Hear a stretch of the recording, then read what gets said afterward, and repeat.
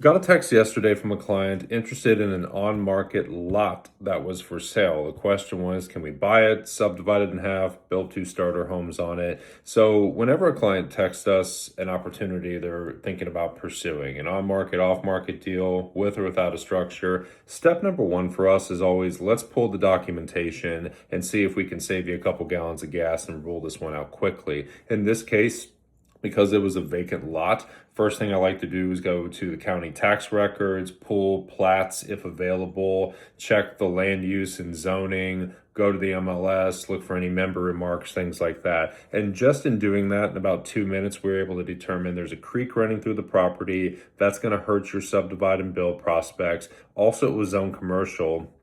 Also, this road is likely heavily trafficked by semi trucks because at the end of the road there was a warehouse and distribution center. So, for all of those reasons, this lot wasn't looking appealing for their use case. But let's say that it checked all the other boxes and it was fine. We want to build on it. So, from there, what the team and I are going to do is look at the ARVs and help our clients in that aspect. If it's a new build, what's selling in new construction nearby, what's selling in existing inventory, renovated, unrenovated, what are the values looking like? And the reason we're so focused on this is because clients in the investment space who have a background in construction, home building, remodeling, renovation, I find their biggest risk is overbuilding because you have the team, you have the labor, you have the know-how. It's easy to go in there and just think, I'm just going to build the biggest thing I possibly can and sell for the most money possible. But appraisals, comps, a lot of the things we have to deal with in the world of residential real estate could hold you back from being successful there.